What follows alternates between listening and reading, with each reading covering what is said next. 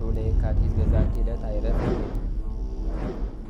ኤፍሬም መታሰቢያው ነው። በረከቱ በዚችም ዕለት የጴጥሮስና የሶፊያ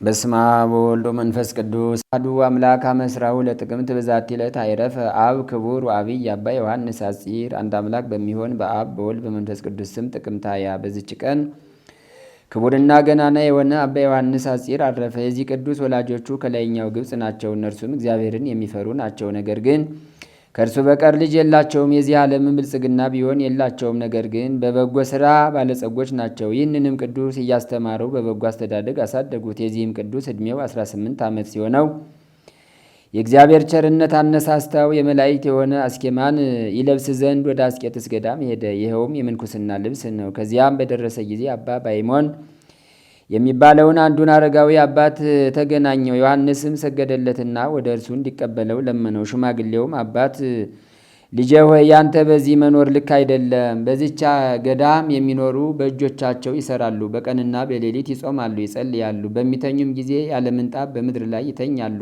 አንተ ወጣት ጎልማሳ ስለሆንክ ይህን ሁሉ ችግር አትችልም። ነገር ግን ወደ ዓለም ተመልሰ እንደ ሰው ሁሉ በጎ አኗኗር ትኖር ዘንድ ይሻልሃል። የዚች ገዳም ኑሮ ጭንቅ ነውና አለው። አባ ዮሐንስም እንዲህ አለው፣ እኔ በጥላ ስር ልኖር መጥቻለሁና ስለ እግዚአብሔር ብለህ ተቀበለኝ እንጂ አትመልሰኝ። ይህም አባ ባይሞይ እግዚአብሔርን ሳይጠይቅ ምንም ስራ አይሰራምና በዚያን ጊዜ ስራውን ይገልጽለት ዘንድ ስለ ዮሐንስ አጺር እግዚአብሔርን ለመነው። የእግዚአብሔርን መልአክ ተገልጦለት እርሱ የተመረጠ መሳሪያ ይሆናልና ተቀበለው ብሎሃል አለው። ከዚህም በኋላ ዮሐንስ አጺርን ወስዶ ወደ ቤተ ክርስቲያን አስገባው። የምንኩስና ልብሶችንም አምጥቶ በላያቸው 3 መዓልት 3 ሌሊት ጸለየ። ከዚህም በኋላ የእግዚአብሔር መልአክ ተገልጾ በመስቀል ምልክት በልብሶቹ ላይ አማተበ። ሽማግሌውም እነዚያን ልብሶች ለአባ ዮሐንስ አለበሰው። ከዚያችም ቀን ጀምሮ አባ ዮሐንስ ተጋድሎውንና አገልግሎቱን ጀመረ። አባ ባይሞይም ሊፈትነው ወደደ። በአንዲትም ቀን ደብድቦ ከአንተ ጋራ መኖር አልሻም ብሎ ከበዓቱ አስወጥቶ አባረረው።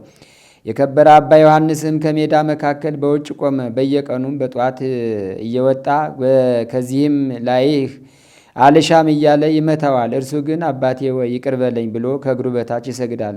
በሰባተኛይቱም ቀን ወደ ቤተ ክርስቲያን ሊሄድ ሽማግሌው አባ ባይሞይ ወጣ። አባ ዮሐንስም 7 መላእክት ከበው አክሊላትን ሲያቀዳጁ ታያቸው። ከዚያም ጊዜ ወዲህ መፈተኑን ተወው፣ ወደ መኖሪያውም አስገባው። ከዚህም በኋላ በአንዲት ቀን አባ ባይሞይ የደረቀ እንጨት አግኝቶ ወስዶ ለአባ ዮሐንስ ሰጠውና ይህን እንጨት ትከለው፣ እስከሚበቅልና እስከሚያፈራ ድረስ ውሃን አጠጣው አለው። አባ ዮሐንስም ለአባቱ ታዛዥ በመሆኑ ተቀብሎ ወስዶ ተከለው። በየቀኑም 2 ጊዜ ያጠጣዋል። ውሃውም 12 ምዕራፍ ያህል የራቀ ነው። ከ3 ዓመትም በኋላ ያ እንጨት አቆጥቁጦ በቀለ፣ ታላቅም ዛፍ ሆኖ አብቦ ጣፋጭ ፍሬን አፈራ። አባ ባይሞይም ከፍሬው ለቅዱሳን አረጋውያን ወሰደላቸውና የታዛዥነቱና የትሑቱን ፍሬ እነሆ ብሉ አላቸው። እነርሱም ይህን ድንቅ ተአምር አይተው አደነቁ። ለመምህሮቻቸው ለሚታዘዙ እንዲህ ያለ ጸጋ የሚሰጥ እግዚአብሔርንም አመሰግኑት። አባ ባይሞይም 12 ዓመት ያህል በጽኑ ደዌ ውስጥ ተይዞ ኖረ። አባ ዮሐንስም ያገለግለው ነበር። አባ ዮሐንስን እንደፈተነው የተመረጠ መስዋዕትን ይሆን ዘንድ በዚህ ደዌ እንዲፈተን እግዚአብሔር ፈቅዷልና። በሚሞትበትም ጊዜ አባ ባይሞይ ቅዱሳን አረጋውያን መነኮሳትን ሰበሰባቸውና አባ ዮሐንስንም እጁን ይዞ እርሱ ሰው ያይደለ መልአክ ነውና ተቀብላችሁ ጠብቁት ብሎ ሰጣቸው። እርሱንም ደግሞ እንዲህ አለው፣ ከእረፍቴ በኋላ ያን እንጨት ወደ ተተከለበት ቦታ በዚያ ኑር፣ እግዚአብሔር ላንተ ያዘጋጀልህ ነውና። ብዙዎችም በአንተ እጅ ይድናሉ፣ መታሰቢያንም በዚያ ጸንቶ ይኖራል፣ ዜናህም በዓለም ሁሉ ይወጣል። ይህንንም ተናግሮ አረፈ። አክብረውም ቀበሩት። ከዚህም በኋላ ቅዱስ አባ ዮሐንስ አረጋዊ አባቱ አባ ባይሞይ እንደነገረው ወደዚያ ቦታ ሄዶ ኖረ። ዜናውም በዓለም ሁሉ እጅግ እስከተሰማ ድረስ ታላቅ ተጋድሎን ተጋደለ። በራሱ ቤተ ክርስቲያንም አበምኔት ሆኖ ተሾመ። በሹመቱም ጊዜ ሊቀ ጳጳሳት አባ ቴዎፍሎስ እጆቹን በራሱ ላይ ሲጭን አክዮስ አክዮስ አክዮስ አክዮስ የሚል ቃል ከሰማይ ተሰማ። ይህም ይገባዋል ይገባዋል ይገባዋል ማለት ነው። የቁርባን ቅዳሴን በሚቀድስ ጊዜ ቅዱስ ቁርባን መቀበል የማይገባቸውን ይለያቸዋል። ዛሬ ሂዳችሁ ንስሐ ግቡ፣ ከዚያም በኋላ ተመልሳችሁ ስጋውን ደሙን ተቀበሉ ይላቸዋል። ይህን አባ ዮሐንስንም ሊቀ ጳጳሳት አባ ቴዎፍሎስ የቅዱሳን የሰለስቱ ደቂቅን ስጋቸውን እንዲያመጡለት ወደ ባቢሎን ልኮታል። ይህም በግንቦት ወር በ10ኛው ቀን ተጽፏል። በአንዲትም ዕለት አንድ መነኮስ ሊጎበኘው ወዶ ወደ በዓቱ ቢመጣ አባ ዮሐንስን ተኝቶ አገኘው። የእግዚአብሔር መላእክት በላዩ ይጋፉ ክንፎቻቸውንም ያርገበግቡ ነበር። አንዱም ሌላውን ተወኝ፣ ክንፌን በላዩ ላኑር ይለዋል። ይህንንም አይቶ እግዚአብሔርን አመሰገነው። ከዚህም በኋላ የመነኮሳቱን መንደር ሊበረብሩ የበርበር አረማውያን ወደ አስቄጥስ ገዳም በመጡ ጊዜ አባ ዮሐንስም ወደ አባ እንጦንስ ገዳም ወደ ቁልጉዝም ሄዶ በዚያም በአባ እንጦንስ ገዳም በጎኑ ባለ ቦታ ተቀመጠ። እስከሚያርፍበትም ቀን ድረስ የሚያገለግለው አንድ የታመነ ሰውን እግዚአብሔር አመጣለት። ከዚህም በኋላ ከዚህ ዓለም ድካም ሊያሳርፈው በወደደ ጊዜ እግዚአብሔር ቅዱሳን ጻድቃንን አባ እንጦንስን፣ አባ መቃርስን፣ አባ ጳኩሚስን ከእርሳቸውም ጋር መንፈሳዊ አባቱ አባ ባይሞንን ያረጋጉትና ከዚህ ከኃላፊው ዓለም መለየቱን ይነግሩን ዘንድ ወደ እርሱ ላካቸው። እነርሱም እንዲህ ብለው አረጋጉት። ደስ ይበልህ፣ እግዚአብሔር የማያልቅ ተድላ ደስታን አዘጋጅቶልሃልና ክብር ይግባውና ጌታችንም እንዳዘዘ በእሁድ ቀን ሁለተኛ ወደ አንተ መጥተን ወደ ዘላለም ሕይወት እንወስድሃለን። ባርከውትም በእርሱ ዘንድ ተመለሱ። በአርብ ቀንም አገልጋዩን ወደ አንድ ቦታ ላከው። ከዚያም በኋላ ጥቂት ታመመ። በእሁድም ቀን ሌሊት ዶሮ ሲጮህ እሊያ ቅዱሳን ከሁሉም ቅዱሳን ማኅበር ጋር መጡ። የመላእክትም ሰራዊት ሁሉ ወደ እርሱ መጡ። ባያቸውም ጊዜ ደስ ብሎት በእግዚአብሔር እጅ ነፍሱን ሰጠ። መላእክትም እያመሰገኑትና እየዘመሩ በታላቅ ክብር ነፍሱን አሳረጓት። በዚያንም ጊዜ ረዱ መጣ። ነፍሱንም ከበው ያመሰገኑ ሊያሳርጓት የጻድቃንና የመላእክትን ማኅበር አይቶ እያደነቀ 1 ሰዓት ያህል ቆመ። ከመላእክትም አንዱ ወደ እርሱ መጥቶ የቅዱሳንን ስማቸውን በመጥራት በጣቱ እያመለከተ ይህ አባ ገሌ ነው ብሎ አስረዳው። ረዱኡም መልአኩን እንዲህ ብሎ ጠየቀው፣ ይህ በፊታቸው ያለ ፊቱ እንደ ፀሐይ የሚያበራ ማን ነው? መልአኩም የመነኮሳቱ ሁሉ አባት አባ እንጦንስ ነው ብሎ መለሰለት። ወደ በዓቱም ያለ ረድ በገባ ጊዜ በምድር ላይ ሰግዶ እንዳረፈ አባ ዮሐንስን አገኘውና ታላቅ ልቅሶን በላዩ አለቀሰ። ከዚያም በኋላ ወደ መነኮሳቱ መንደር ፈጥኖ በመሄድ ቅዱስ አባ ዮሐንስ ሐጺር እንዳረፈ ነገራቸው። እነዚያም መነኮሳት አክብረው ገንዘው ስጋውን ተሸክመው ወስደው በቦታቸው አኖሩት። የደረቀ እንጨት ተክሎ ባበቀለበት ላይ በሰራት የራሱ በሆነች ቤተ ክርስቲያን ውስጥ ልጆቹ ከዚህ አፍልሰው ወስደው እስከ አኖሩት ድረስ በዚያ ኖረ። ለእግዚአብሔር ምስጋና ይሁን፣ እኛንም በዚህ አባት ጸሎት ይማረን፣ በረከቱም ከእኛ ጋር ትኑር ለዘላለሙ። ሰላም እብሎ በሕቁ ለዮሐንስ ሐጺር ዘነዊ ሂሩ ተጽድቁ እምትርሲተ ዓለም ማሳኒ በዘይርህቁ ከመያለብዎሙ ለእለ ሐስሱ ወጽህቁ ግብረ ምንኩስና ርእየ ቀዊሞ እራቁ። በዚችም ቀን የስሙ ትርጓሜ ጠባቂና አዳኝ የሆነ የታላቅ ነቢይ ኤልሳዕ የዕረፍቱ መታሰቢያ ነው። እርሱም አሜሁራ ከሚባል አገር ከይሳኮር ነገድ ነው። ብዙ ትንቢትን ተናግሯል፣ ብዙ ታምራትንም አድርጓል። የኢያሪኮም ሰዎች ኤልሳዕን ጌታችን እንደምታያት የዚች አገር ኑሮዋ ያማረ የተወደደ ነው። የአገሩ ውሃ ግን ክፉ ነው፣ ሴቶች ሲጠጡት ይመክናሉ አሉት። ኤልሳዕም ጨው ጨምራችሁ አዲስ ሸክላ አምጡልኝ አላቸው። እነርሱም አመጡለት። ኤልሳዕም ወደ ውሃው ምንጭ ሂዶ ያንን ጨው በውስጡ ጨመረውና እግዚአብሔር እንዲህ አለ፣ እነርሱ ከመጠጣት የተነሳ የሚሞት እንዳይኖር የሚመክንም እንዳይኖር ይህን ውሃ ለወጥኩት አላቸውም። ከዚያችም ቀን በኋላ ኤልሳዕ እንደተናገረ እስከ አሁን ድረስ ያ ውሃ ተለወጠ። የዚህ የነቢይ ኤልሳዕ ታምራቱ ብዙ ነው። የሶርያውን ሰው ንዕማንን ከለምጹ ያነጻው እርሱ ነው። 2 ሙታንን አንዱን በሕይወት ሳለ ሌላውንም ከሞተ በኋላ አስነስቷል። የትንቢቱም ወራት ፈጽሞ በሰላም አረፈ። የእግዚአብሔር ምስጋና ይሁን፣ እኛንም በነቢይ ኤልሳዕ ጸሎት ይማረን፣ በረከቱም ከእኛ ጋር ትኑር ለዘላለሙ።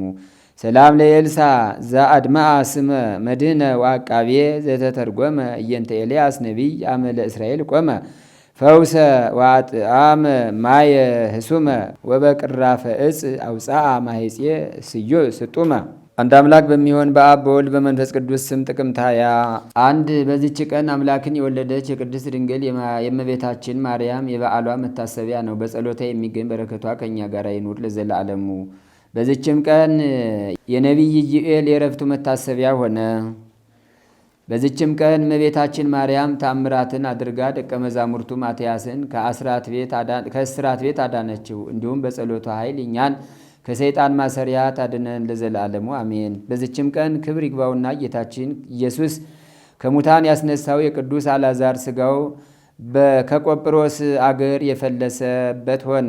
በዚችም ቀን ለከበረች አገር ኢየሩሳሌም ሊቀ ጳጳሳት የሆነ ቅዱስ አባት ዮሐንስ እግዚአብሔርን በመውደድ የንጉሥ ሰይፈ አርዕድ ደግሞ ቆስጠንጢኖስ ለሚባል ልጁ በሆነ በንጉሳችን በዳዊት ዘመን አረፈ። ዛቅረብኩ ማሕሌተ አዘኪሬ አእላፈ ምለተ ጸምዱከ ዘልፈ ለላ አነብብ ተወከብ ዘንዴቴ መጽሐፈ እንተረሰይ ከግዚኦ ጸዲቀ መበለት ውኩፈ እምለ አቡኡ ብኡላን ዘተርፈ ነቢያት ቅዱሳን ሐዋርያት ሰባካያን ወመላእክት ትጉሃን ደናግል አድኅ ወመነኮሳት ሄራን ባርኩ ባርኮ ጉባኤ ዛቲ መካን እስከ አረጋዊ ሊቅ ወንዑስ ሕፃን ለዘጻፎ በክርታስ ወለዛ ጻፎን ዘይደርስ ወለዛ አንብቦ ወለዘ ተርጎሙ በልሳን ሐዲስ ወለዘ ሰምዐ ቃሎ በዝነ መንፈስ በጸሎተሙ ማርያም አራቂተ ኩሉም ባይ ስውረ ይመሐረነ ኢየሱስ ክርስቶስ።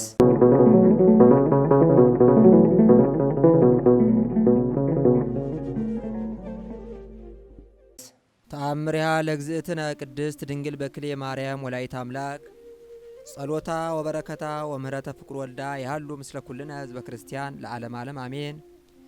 ልመናዋ ክብሯ ለዘላለም በእኛ ላይ ጸንቶ ይኑርና አምላክን የወለደች በድንጋሌ ሥጋ በድንጋሌ ነፍስ ጸናች ክብርት እመቤታችን ያደረገችው ተአምር ይህ ነው። ብዙ ሴቶች ከእመቤታችን ጋር ነበሩና ውሃ ሊጠጣ ወደ እርሷ የተጠማ ውሻ ወደ እሳቸው በመጣ ጊዜ እኒያ ሴቶች አባረሩት። አምላክን የወለደች በድንጋሌ ሥጋ በድንጋሌ ነፍስ የጸናች ክብርት እመቤታችን ግን ስለተጠማ ወዲያና ወዲህ ሲመላለስ ባየች ጊዜ አደነቀች፣ አለቀሰችለትም። አንቺ ታዝኝለታለሽን? ቅቡ የተባለ ክርስቶስ የሚወለደው ካንቺ ነውን? አሏት። እመቤታችን ግን ይህን ነገር በሰማች ጊዜ በልቧ ውስጥ ፍጹም ደስታ አደረ። ማድጋዋን ይዛ ወደ ሩቅ ሄደችና ጫማዋን አውልቃ በጫማዋ ውሃ ቀድታ ያን የተጠማ ውሃ አጠጣችው። ያን የተጠማ ውሻ አጠጣችው። ከሴቶችም አንዲቱ ማድጋሽ እነሆ አጎደልሽው፣ ሀብሉም ተቆርጧልና ውሃም አታገኝም አለቻት። አምላክን የወለደች በድንጋሌ ሥጋ በድንጋሌ ነፍስ የጸናች ክብርት እመቤታችንም ውሃ እስከ እግዚአብሔር ዘንድ ነው እንጂ ከጉድጓድ የሚወጣ አይደለም፣ ይህንንም ውሻ ያጠጣ አምላክ ከላይ ይሰጠዋል ብላ መለሰችላት። ይህን ነገር ከተናገረች በኋላ አካላዊ ቃል ከሰማያት ወርዶ ፍጥረትን ሁሉ ለማዳን በማኅፀኗ አድሮ ያለ ዘራ ብእሲ በድንግልና ከእርሷ ተወለደ። ሴቶች ሲቀጣጡበት ተናገሩት ቃል በእርሷ እውነተኛ የትንቢትና የጽድቅ ቃል ይሆን ዘንድ መንፈስ ቅዱስ በሳቅ ፈንታ አናግሯታልና። እርስ በርሳችሁ የምትፋቀሩ የወንጌል ልጆች ሆይ አምላክን የወለደች በድንጋሌ ሥጋ በድንጋሌ ነፍስ የጸናች ክብርት እመቤታችን ቸርነቷ ለተጠማ ውሻ በጫማዋ ውሃ እንዳጠጣች ወቁ። በረዳትነቷ ኃይልና በአማላጅነቷ በሚያምኑ የልጇ የወዳጇ የፈጣሪያችን የመድኃኒታችን የኢየሱስ ክርስቶስ ሥጋውን ደሙን ለሚቀበሉባት ምን ያህል ታደርግ ይሆን? ልመናዋ ክብሯ በእኛ ለዘላለም በእውነት ይደርብን ለዘላለሙ አሜን። የሚመጣው ዘመን ውድድር አለበት። የውሃ ሽሚያ ብቻ እንዳይመስላችሁ፣ የሰው ሽሚያ አለበት። ይሄን በአንድ ቃል ላሳያችሁ። የካቶሊኩ ፓፓ ዮሐንስ ጳውሎስ ዳግማዊ የሚባሉ የእረፍታቸው ሰሞን እንዲህ አሉ። የሚመጣውን ዘመን የካቶሊክ ዘመን እንዳደርጋት የዚህን ዘመን ሕፃናት ለእኔ ስጡኝ አሉ። አያችሁ፣ የሚመጣውን ዘመን የሳቸው እንዲሆን ወይም የካቶሊካውያን ዘመን እንዲሆን የዚህን ዘመን ሕፃናት ይፈልጋሉ። የሰውም ሽም ያለበት ያልኳችሁ ለዚህ ነው ወገኖቼ። የሚመጣው ዘመን የሚሰራው በፉከራ አይደለም። የሚመጣው ዘመን የሚሰራው በጫጫታ አይደለም። የሚመጣው ዘመን የሚሰራው በምኞት አይደለም። የሚመጣው ዘመን የሚሰራው ዛሬ ነው፣ እሱም በስራ ነው። ይህቺ መቅደሳችን ተከፍታ እንድትጠብቀን የምትፈልጉ ወላጆች ይህቺን ውዳሴ፣ ይህቺን ማህሌት፣ እነዚህን አጽዋማት እየጾማችሁ እንድትኖሩ ከፈለጋችሁ፣ የተከፈተ መቅደስ እንድትኖራችሁ ከፈለጋችሁ፣ የሚናዘዛችሁ ካህን፣ የሚፈታችሁ አገልጋይ ከፈለጋችሁ፣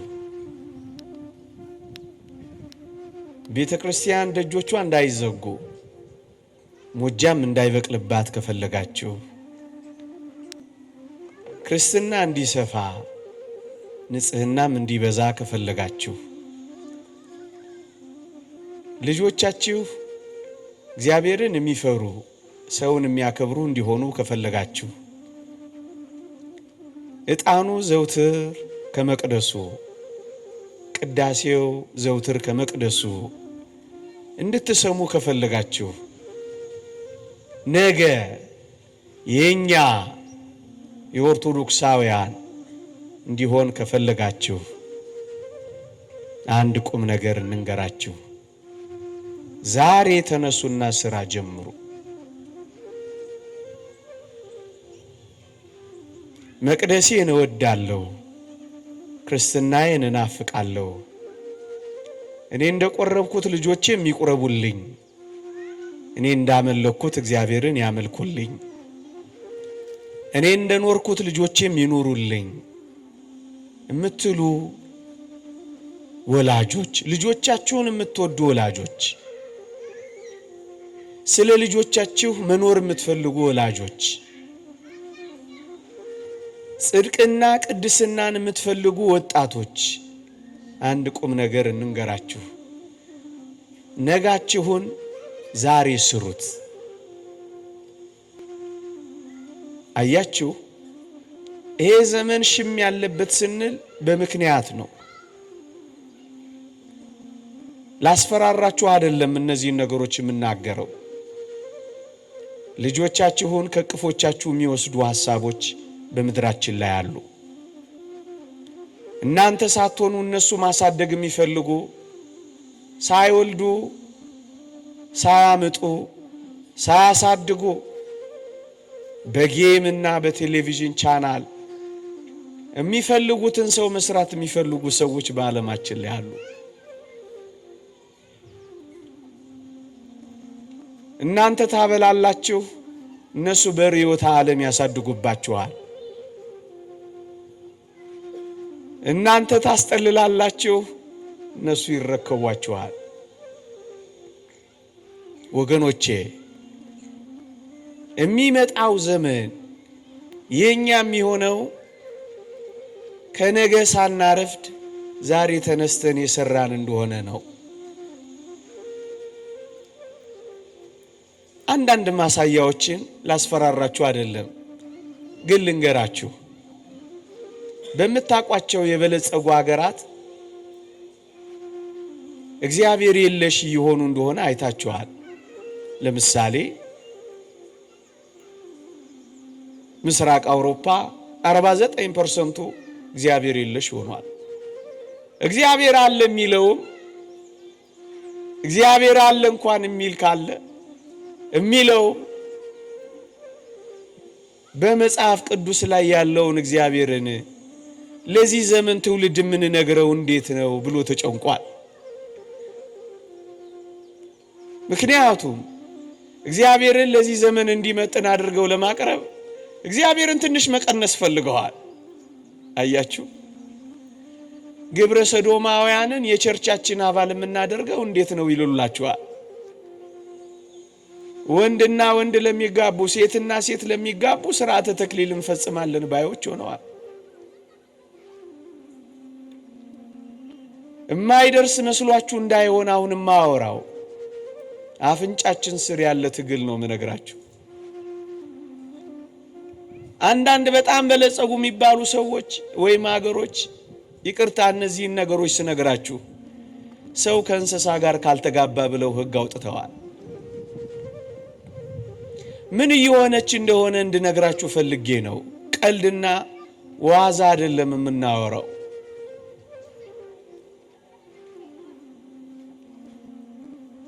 የሰይጣን ማምለኪያ ቦታዎች ከፍተዋል። እስከ ዛሬ ኢየሱስ ክርስቶስ ከብሯል። አሁን ደግሞ ሰይጣን ሉሲፈር ይክበር እያሉ ማምለኪያ አጸድ ሰርተዋል። እስከ ዛሬ በድብቅ ነበር፣ አሁን ግን በግልጽ መውጣት አለብን እያሉ በጣም ስራ ጀምረዋል። ይህንን በጸሎት፣ ይህንን በጾም፣ ይህንን በትምህርት፣ ይህንን በእውቀት፣ ይህንን በንጽህና ከሆነ እንዴት ማሸነፍ ይቻላል? አያችሁ፣ ልጆቻችሁ አይናችሁ እያየ ፈርሰው እንዳይጠብቋችሁ። ያ የአዲስ አበባው ባለጸጋ እንደተናገረው እኔ ፎቄን ገንብቼ ስጨርስ ልጆቼ ፈርሰው ጠበቁኝ ነው ያለው። ምን ያረጋል ይህን ፎቅ ብትደረድሩት ወገኖቼ? ምን ያረጋል ትልልቅ ምሳሳን ብትቋጥሩላቸው? ፈርሰው ከጠበቋችሁ ምን ያረግላችኋል? ሰው ካላፈራችሁ። አደንዛዥ እጽ ውስጥ የሚገቡ ይሄ ብቻ መሰላችሁ? በአንዳንድ ከተሞች ሀገሮች የምንሰማው ያሳዝናል። ማርጀት የማይፈልጉ ወጣቶች እኔ እንደማያረጃለሁ ባላረጅ ይሻለኛል እባካችሁ ግደሉን የሚሉ ሰዎች አሉ። ወጣቶች ወረፋ የያዙ የምህረት ግድያ ይሉታል፣ ሜርሲ ኪሊንግ ይሉታል። ሞት ሳይመጣብን እንሞት የሚሉ እንደው ትንቢቱ እየደረሰ ይሆን እንጃ። ሞት ሳይመጣባቸው መሞት ፈልገው ወረፋ የሚይዙ ተስፋ ቆርጠው በመድኃኒት መሞት የሚፈልጉ ደስታ ያጡ የሚያጽናናቸው የእግዚአብሔር ቃል እንዳይነገር በሕግና በፖሊሲ የደነገጉ ሀገራት አሉ። እንዳያጽናኗቸው የእግዚአብሔር ቃል መነገር አይቻልም። እናንተ የታደለች ሀገር የታደለች ቤት ውስጥ እኮ ነው የምትኖሩት። ነገ እኮ ይሄንን በግድ ሊያስቆሟችሁ ይችላሉ። እጃችሁን የሚጠመዝዝ ሕግ ያወጣሉ። ቀኑ እየቀረበ ነው። መሽቷል እኮ ወገኖቼ። ዘመኑ እንደ ሸማ መወርወሪያ እየፈጠነ ነው። እንደ ከሰዓት ጥላም እያለፈ ነው። በባህር ላይ ሲሄድ አሻራ ጥሎ እንደማያልፍ አንድ ጀልባ ዓለም ወደ መድረሻዋ እየተጓዘች ነው። ስለ ቀኑና ስለ መጨረሻ ወራት ብዙ እንድንነግራችሁ አትጠብቁ። እንዲህ አይነት ጉባኤያት ለሰረሞኒ የሚዘጋጁ አይደሉም። እቤታችሁ ሄዳችሁ ስራ እንድትሰሩ ነው። የወለዳችኋቸው የእናንተ አይደሉም፣ የእግዚአብሔር ናቸው። እግዚአብሔር አሳዳጊ ነው፣ እናንተ ሞግዚቶች ናችሁ። እኔ ለወላጆች አተኩሬ ነው የምናገረው። የሚነጥቃችሁ በደጅ ቆሟል። በጣም የረቀቀ ስልትን የተዘጋጀው ለእግዚአብሔር ካልሰጣችኋቸው እንዴት ታድኗቸዋላችሁ? የት ውስጥ ተደብቋቸዋላችሁ? ቀሚሳችሁ አያድናችሁ። ክንድ የላችሁ፣ ይኸው ጉልበት የላችሁ፣ መሳሪያ የላችሁ፣ ዝግጅት የለን። ታዲያ ምን እናድርግ? ለእግዚአብሔር ቤትና ለእግዚአብሔር ጉባኤ እንስጣቸው። ዛሬ ቆምነው እኮ እነዚህ እኮ ስላሉ እኮ ነው ወገኖቼ። ዛሬ የምትሰሟት ቤተ ክርስቲያን ዛሬ የተገኘች አይደለችም፣ ትላንት የተሰራች ናት። እሷን ነው ሲያስጎበኟችሁ ያሉት።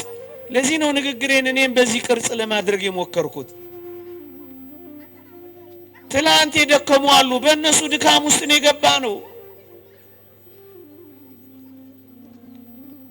እንዴ። እየተራቡ ይችን ቤተ ክርስቲያን ያቆዩ፣ በረሃብ ጥን እየተሰቃዩ ድርቆሽ እያደረቁ እየፈጩ እየበሉ እኛን በቃል እግዚአብሔር ያጠገቡ፣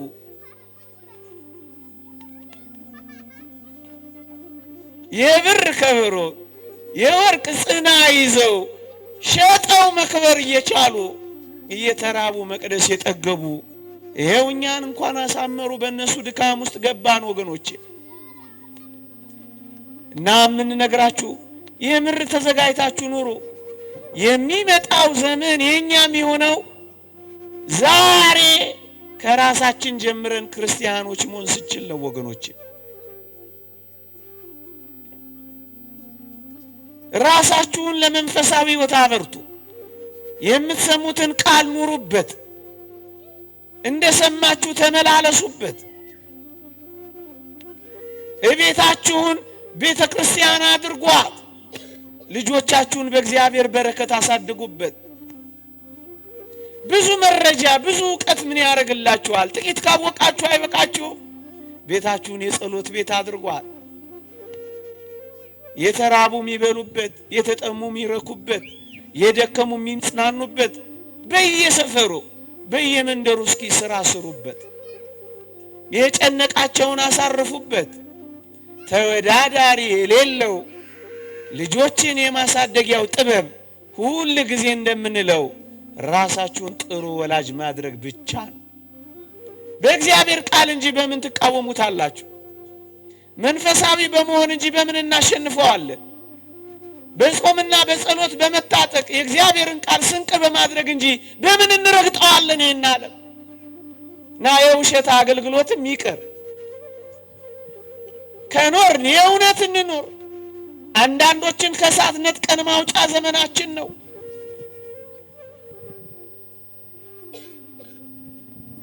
የሚመጣው ዘመን የኛም የሆነው የምር ስራ ስንሰራ ብቻ።